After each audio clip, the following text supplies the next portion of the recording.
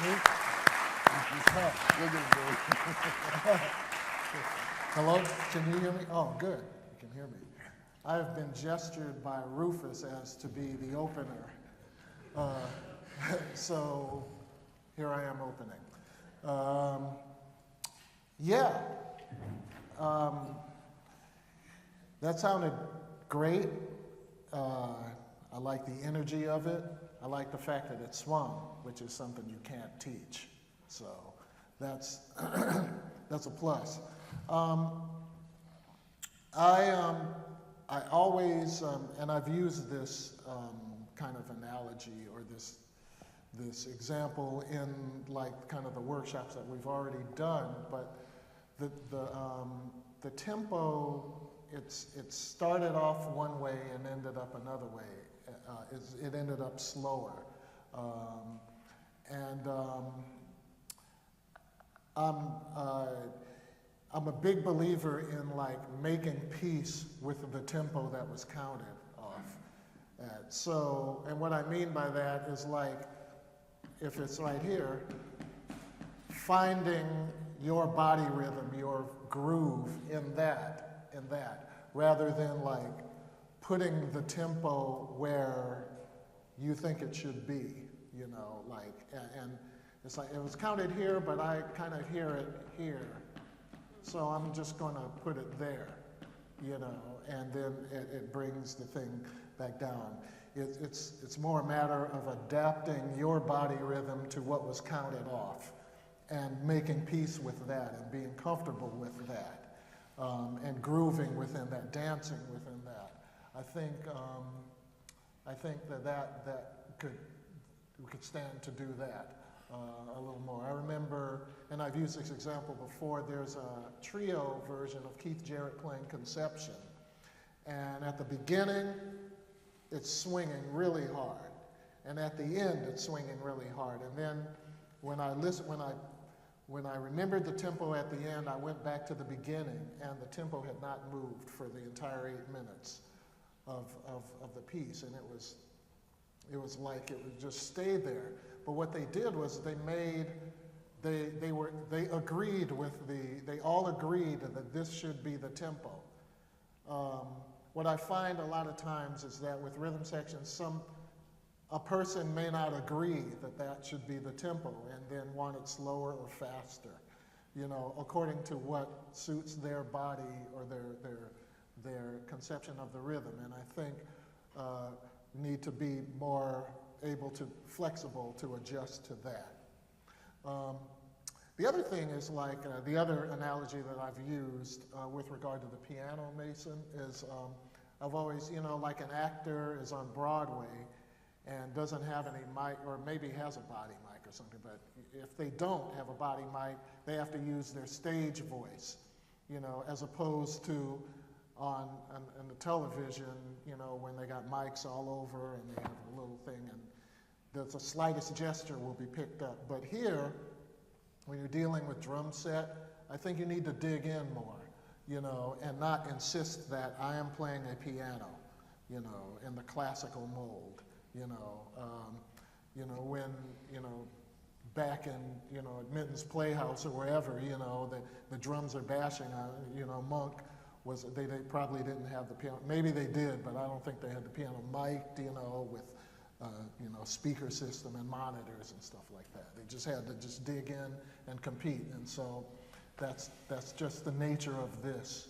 And Sarah, I love the energy of it. I love this contrast between, like, it was like fire and ice, you know. I think sometimes the adrenaline of the solo maybe got a little bit over. What, you know, the phrases that you were doing during the melody were very relaxed and very kind of like, very melodic and very like commentary, you know, and like they were broken up into like phrases, you know, and maybe it was because it was like, okay, I have to solo now and fill up the whole room, you know. Maybe it was like because like there was a melody and it's like, okay, maybe I'll comment on that. And then there was what came out was very beautiful, you know. And I dug the energy of your solo, but maybe it could be like, maybe you could use that frame of mind more of maybe I'll just pick and choose my phrases according to, maybe pretend during the first part of your solo that you're still accompanying the melody, you know, because when you're soloing, the melody should still be kind of prevalent anyway, and what you're doing is kind of a variation against it. You know, those are kind of like what comes to mind for me. Tim, you got anything? Well,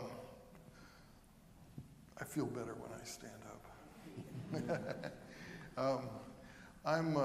This is not a word, but I'll make it one. I'm a minutiaist when it comes to harmony. And we've talked about this. And there are lots, this is a very functional harmony tune. It's a standard tune.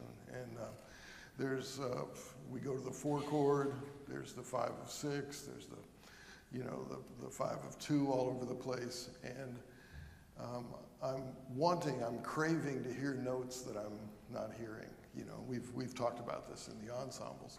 But this is the perfect, you know, song to practice every time, you know.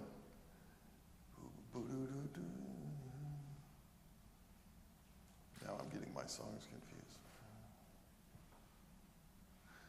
You know, the 4th bar, it's a big, nice big G7, you know, and I want to hear a B natural every time. More than any other note, because B natural is the 3rd on the G7, and the other note that we think about on dominant chords is the 7th. But the 7th on the secondary dominants is always diatonic to the overall key we're in. The 7th is an F, you know. And that's diatonic to the key of E flat, but the B natural, that's what takes our ear into that new realm, you know. And sometimes you played it in that second phrase there in the 3rd and 4th bars, but many times I didn't hear it. And a couple of times you both played, I'm talking about Sarah and Sean, you both played B flats, which is a really hip note on a G7 chord, it's the sharp 9. But without playing the B natural first or directly after that, the B flat sounds like you're still on an E flat chord. It doesn't have any depth to it. So that's what I was listening to. And there are other occasions in this tune where we have secondary dominants, and it's just my habit. I'm always listening to see how you work in the 3rd. And we're a little in a weird group because we can only play one note at a time. So we have to think that, you know, if we took away the rhythm section behind your solos, we would have heard some of the chords, but some of the things we would have no idea what tune you're playing on. And you want to be able to make it sound like the tune when you're just playing by yourselves, you know. The other thing, I have a question. This is an A-B-A-C tune, the form. How is this tune different from most other A-B-A-C tunes? What's one thing that really sets it apart? I don't even know that one. Well, okay. Most of the time in a 32-bar tune, you know, we come back to the tonic on the 31st bar.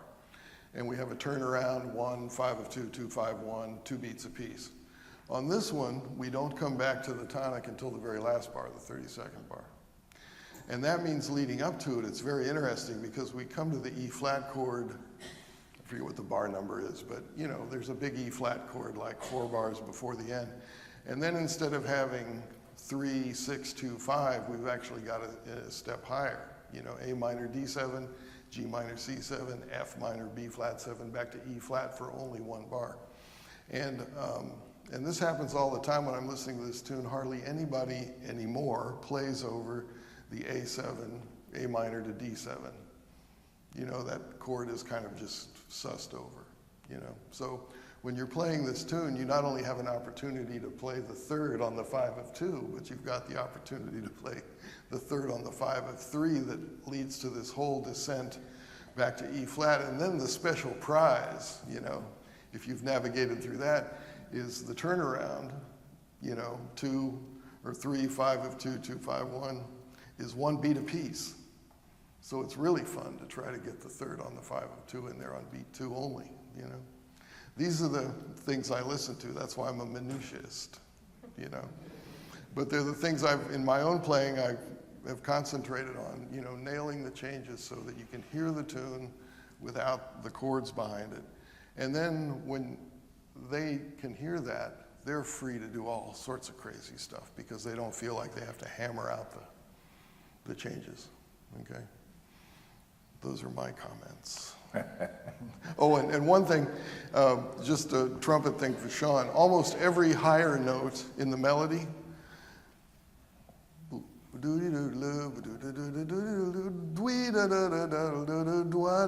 almost every high note you played a little grace note into it because it's a trumpet thing, you know. We don't want to miss that note, so we put a little thing into it. But if you do it 5 notes every 16 bars, it becomes predictable. And I was on the edge of my seat waiting for you to play a note without the grace, the higher note without the grace note, you know. So something to think about, you know. Okay, I'm done. It's very interesting. We become picky in a different way. But that's what this is all about. Now, addressing the fire and ice. Who played the first melody? You did, right? And I think this contributes to what he was talking about, the setting of the tempo. There was no demand, command. You played it, but it's almost like you played it apologetically. And I mean, you have to somehow give the illusion. Maybe you wanted to play it that way, but we can't, we the listener really need to have more confidence in the way that you know, body language has a lot to do with it too. And you're playing for an audience, so you play that way, you know. So, I mean, there's, these little things do help. But now, dealing with the rhythm section, the energy that Sarah put out, everybody, Matthew, you were really on it, and the rhythm section, you were on it, but when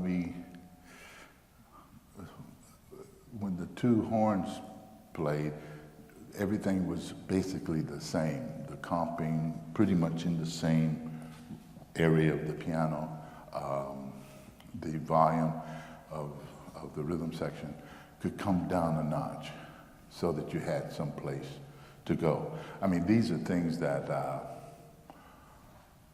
are kind of unwritten, but they're there. And you're the leader of the rhythm section particularly.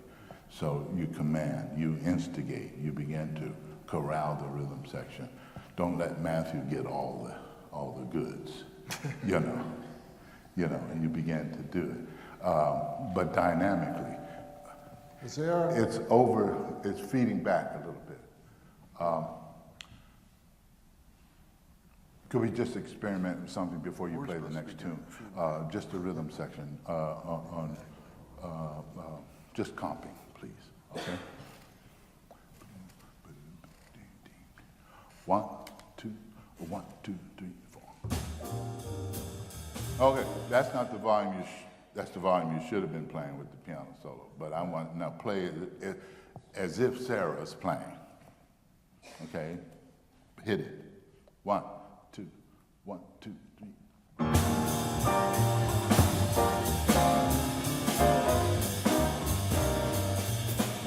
Come on. More.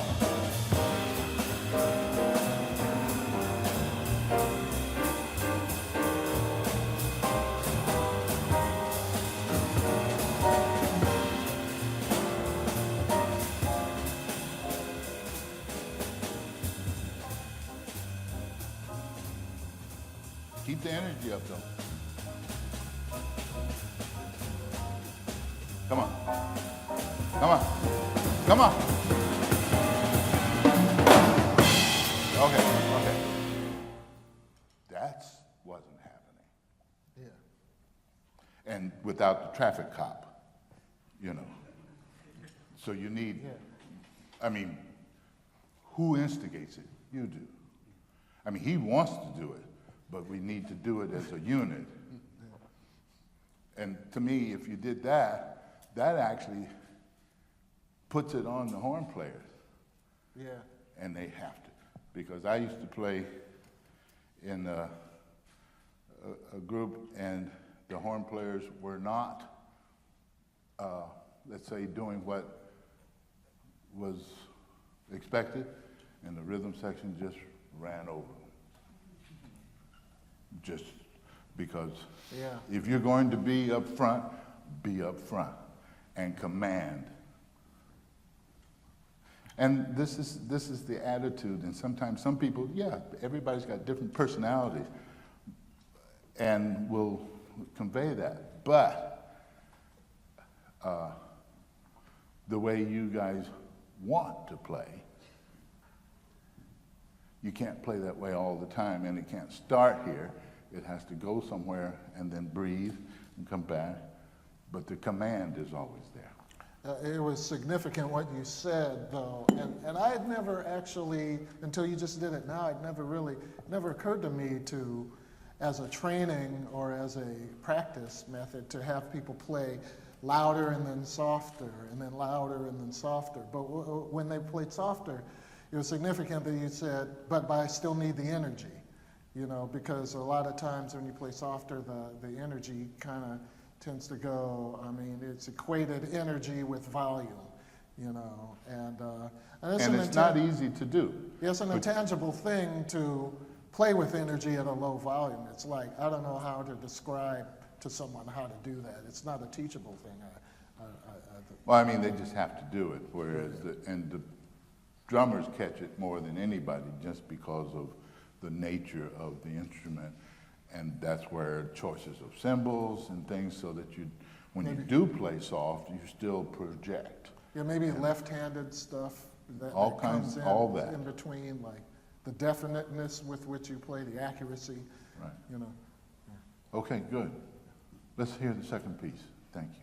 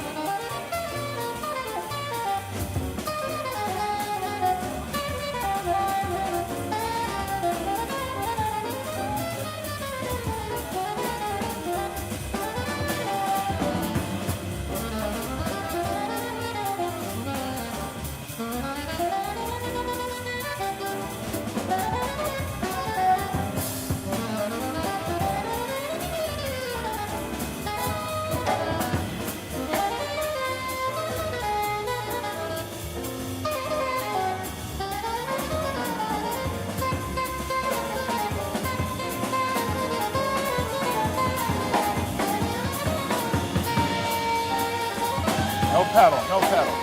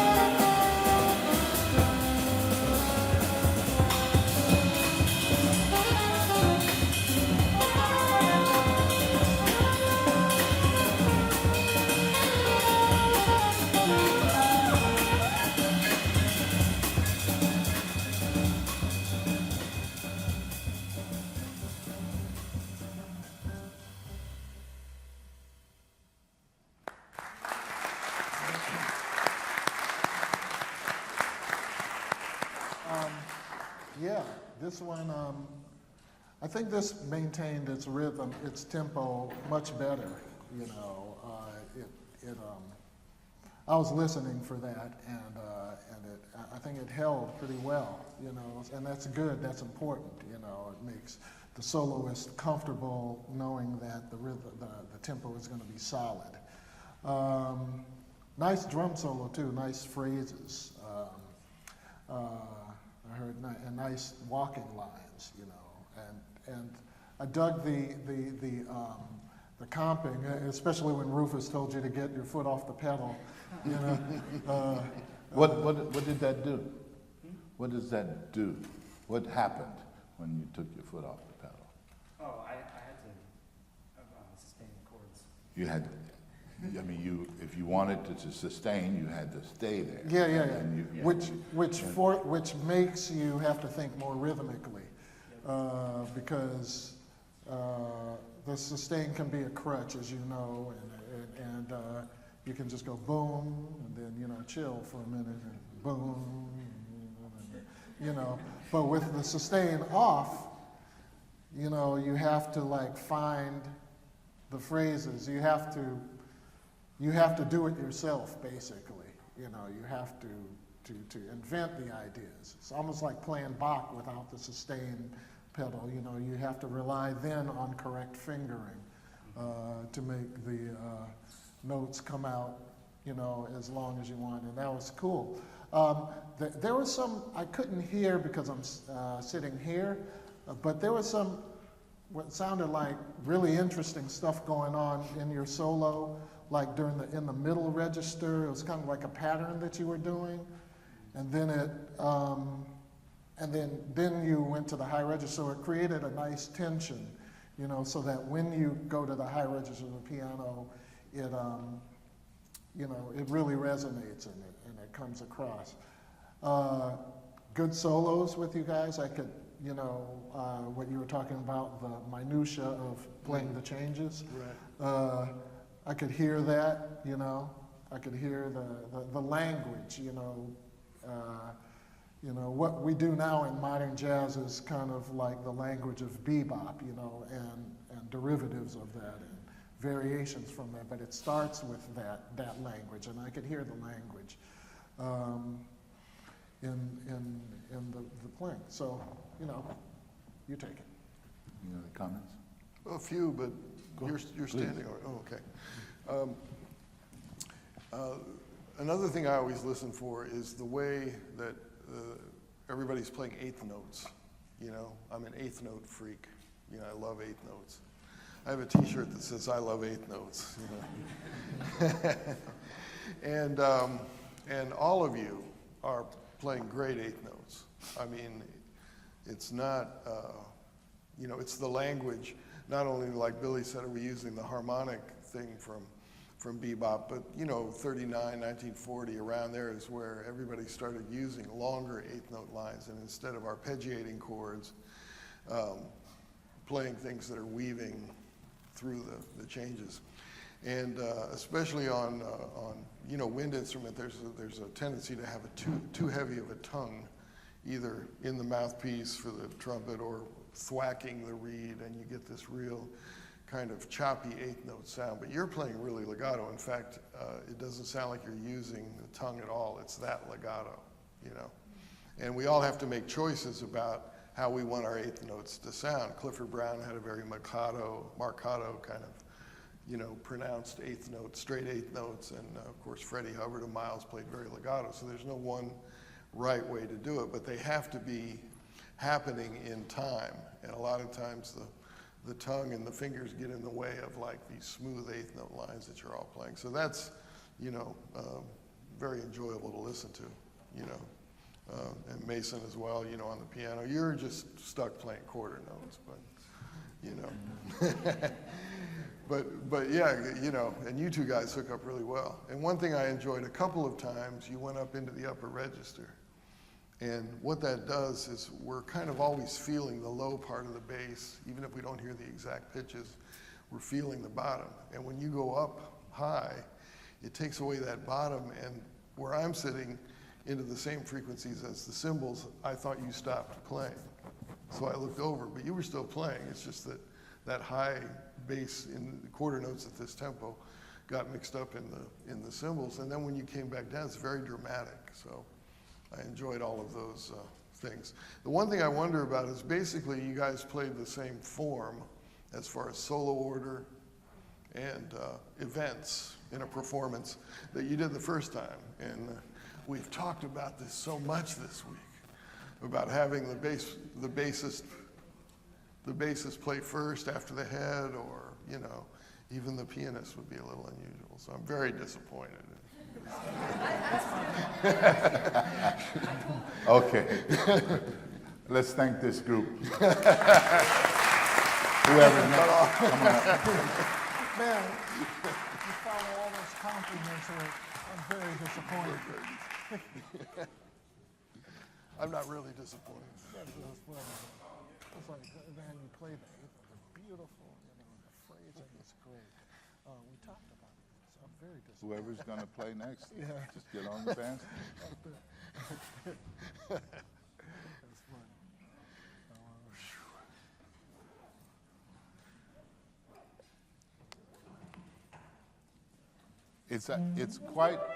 It's quite challenging because we can talk a lot and we can actually maybe even too much to the point where and perhaps you expect us to say something all the time. Quite often with this level of players, we have to search for what to say sometimes, you know, because they play that well. However, the things that we spoke of, the first group, the first tune, the second tune changed. I don't know if you noticed that.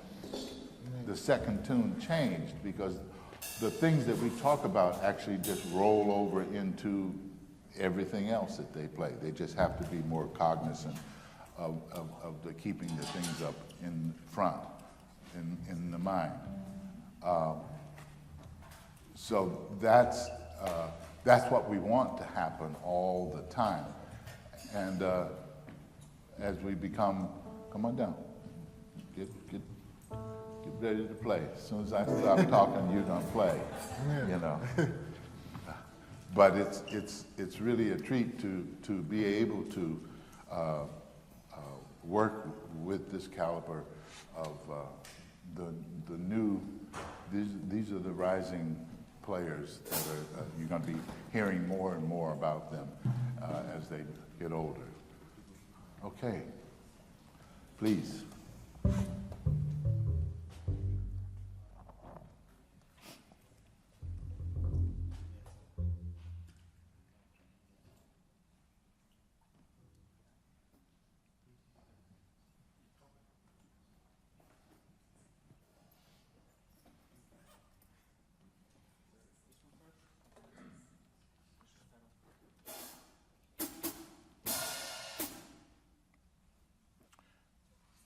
Anytime, gentlemen.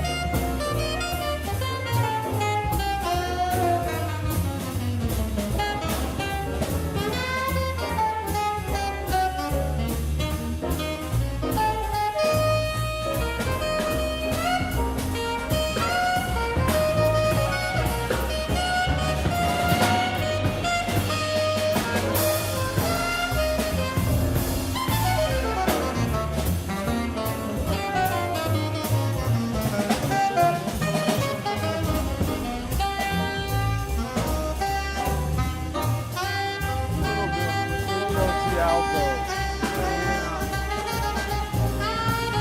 flat. Yeah.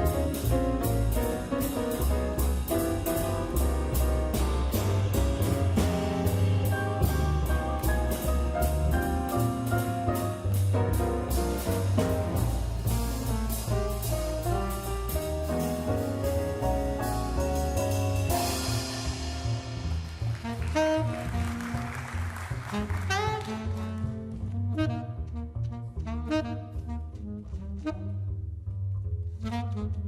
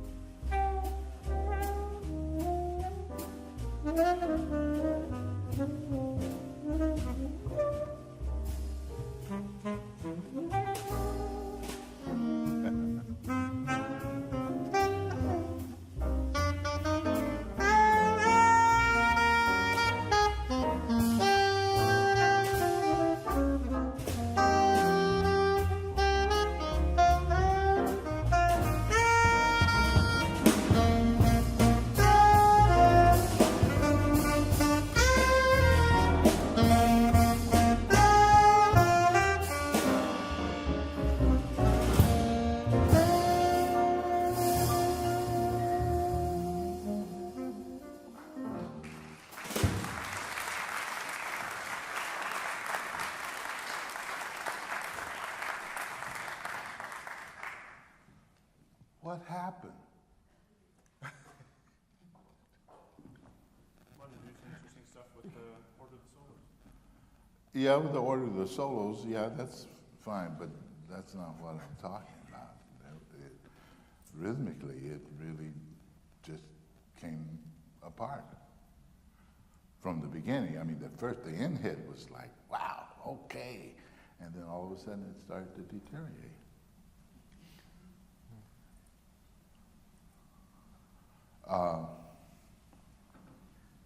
Gabriel, and I mean, and if you're not happy with the sound, then turn it down, turn the volume down a little bit, because you weren't happy with it. You looked like you weren't happy with it. From the beginning, it was a little louder than, but like on his solo, when he actually went to the bass, that was really nice. For you to come with the sticks, it's dicey, right? Yeah. Why? I mean, that's a good question. No, I just thought I could build up, going to the next chorus. It didn't work. And when we commit ourselves, it's there. So I guess the operative word is trying to either go back to brushes or just get out of there. Just stop and just let it continue what it was doing, because what you did wasn't working, and you knew it wasn't working. And the cymbals, if you had a nice sizzle or something that was actually, but it was a little, for that, what they had created with the bass and the tenor at the low volume, it just, don't do that again, okay? We can't spend as long on each of the tunes so we can move along, but that one there, you really hear what he was talking about from the beginning of where it actually started. Okay. It actually hiccuped, and it was too much like this. Yeah, before we leave this tune, I just wanted to say a couple things too. But I love, it was like, that thing you're doing, don't do that.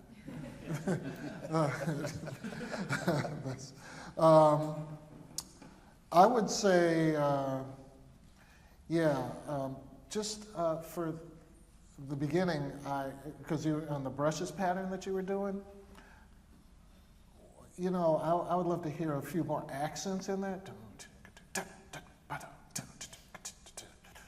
I think you settle on a pattern and we're content to just, and it was kind of the same thing on the ride cymbal. Maybe, just a few things might help filling it up.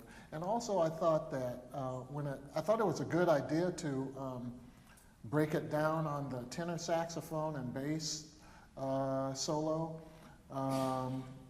But I think, Michaelo, that was a great opportunity for you to have a dialogue with the sax rather than, and I think you were just content to just keep walking, and also it was like root fifth, like do da da da da da da da da da da da da da, and what it does is it boxes him into having to play like all in time. But if you could do, like kind of interact with him on things like that, it might create a cooler chamber kind of feel to it. And I think Rufus is right about the sound. Like I don't know if you weren't happy with it, but it did seem a little loud. And it made it hard to hear like the center of the tone. So sometimes it actually seemed like, intonation-wise, things were a little funny. And William, I think, I love the sound that's coming from the piano. I think locking in to rhythmically, might help. The three of you weren't locked in. And I think maybe if because it sounded a little frantic at certain points, and like something might end up a millisecond ahead or behind or something like that, and it didn't seem like it was comfortable, and maybe getting your body to get inside of the beat, like I was talking about the last time, might help. It was, that's all I got, basically. Yeah. Just one quick thing. One thing I really enjoyed with the three, kind of horn solos, including you and the eighth note line thing, is I hear very little motivic development these days. Everybody's playing a lot of lines. They're very high level, and even in New York, listening to professional musicians that have been around for a long time, and I'm guilty of this. I try to play as much motivically as I can, but you two guys on this thing were playing an idea, then the next idea, there was a little pause, the next idea was coming directly out of that with a little alteration, and then the next thing was a little more, until, 6 or 7 ideas through the chorus, there wasn't much common in the 7th idea and the first one, but how you got to that 7th idea was incredibly logical, and this is the thrill of improvisation for me. It's like I'm on the edge of my seat wondering what's going to come next. So I really enjoyed the 3, linear solos on this, Yeah, it's what I like to listen to, Good. Amir, both of the solos, and you both have really different sounds. You're playing different horns, but you just approach the instruments different. But I agree also the things that you played, particularly Amir, was really clear harmonically. You were taking some things that were very interesting, and you took charge, so that was good. Okay, good. Let's do the next tune, please.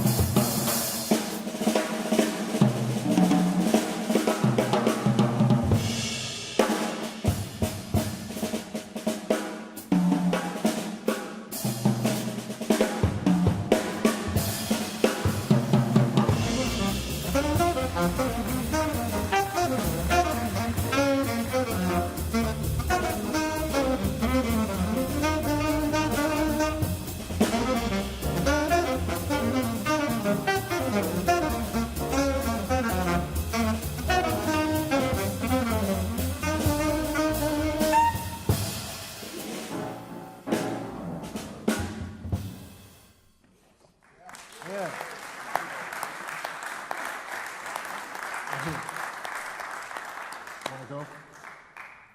Oh, well, just a short thing, and in the two horn solos anyway, unfortunately, I didn't hear the third on the 5 of 2 in the 8th bar one time, you know. and we can joke about it, but it's a very serious issue, you know. Because, like I said before, if you play that note on any secondary dominant, the third, it opens up the possibilities of playing then the flat 13, the sharp 9, the flat 9, you know, all of these altered notes, and it's like Alice through the looking glass. It takes you into a whole different harmonic area. And there is a risk on a tune where we're playing kind of upstairs like this, you know, a faster tempo, that some things kind of fall by the wayside that are done at slower tempos. So there's nothing like a speedy third on a 5 of 2 in a tune like this to give me goosebumps, you know.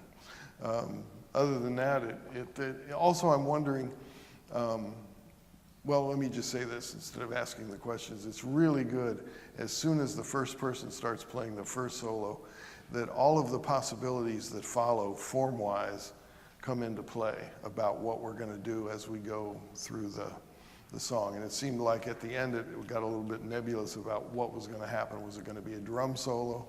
After like kind of one course of the drum solo, you came in and walked a few notes. So it's like we weren't sure if we were doing eights or choruses or what the deal is. So I'm not saying it has to be planned out in advance, but it's good to know at this point, what the 2 or 3 possibilities are and be ready for anything so it still sounds like a rehearsed band, you know, even if it's just kind of playing tunes. So, but, you know, I want to hear those thirds on the 5 of 2. Makes me happy. Quickly. Sure, yeah. You know, everything you said I agree with. I liked the solos. I remember I liked the fact that, like Rufus said, you took control, and then it was like it was almost like you were joyful in your solo. It was like really projected that to the audience, and that was great. A couple things. I dug your solo too, William. One thing I was hoping for was a little more of the blues changes, because a lot of your solo kind of like reharmonized things and went to remote keys and started and did that, which is interesting too. But when it's like 80% of the solo is doing that, then it loses its effectiveness, you know. And it's cool to just deal with the actual blues changes. Let's see. Mikhailo, it was a great solo. Facility-wise, I think sometimes it felt a little like an adrenaline rush, like some of the notes you wanted to, it was more important to get the notes out there than to play them in the groove of what was happening, you know. And sometimes I felt like it was a little forced, you know, but the lines were beautiful, but maybe a little out of pocket sometimes. And I think you know, on a tune like this, it's always, you kind of get happy, you know, with the soloing, and then you forget that it's been a long time that you've been soloing. So maybe, you know, just step outside of yourself and just, you know, pace the solos and basically make them shorter, you know. And that's it. That's all I got. Great, because there's always a danger of having a magnificent outing and then one course or 2 courses past that, it tends to annihilate what you had done before. And this is what's happening sometimes, you know. But it's really not a huge issue with you people. Gabe, I just figured something out, I think. When William was playing rhythmically and everything was going great, but he's actually putting a lot of different rhythms and patterns. You really can't go with him all 100% because there's the reason it is it's syncopated is because of what was going on before. And if you join him, then it kind of dissolves that pattern. And sometimes this is, and you're not the only one. I mean, I'm just saying that happens all the time. And I would like you not to do those things, and you have to be careful because coming out of it, it got funny. So if it didn't get funny, then nobody says anything. But when it actually doesn't come out when everything else is supposed to come out, it's really everybody knows something went down, you know. So, but that's what we're striving to do, and so just be more cognizant of that. Thank you for this group. Thank you. Yeah, man. Beautiful time. Yeah.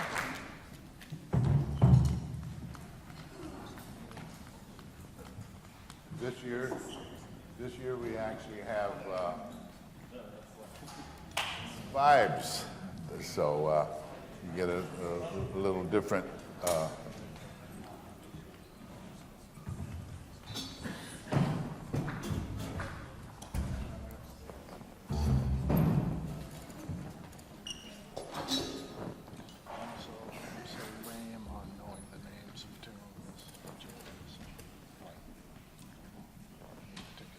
So we have a half hour now, but this is kind of give you a little bird's eye view of what we do here, and it becomes a lot more intense.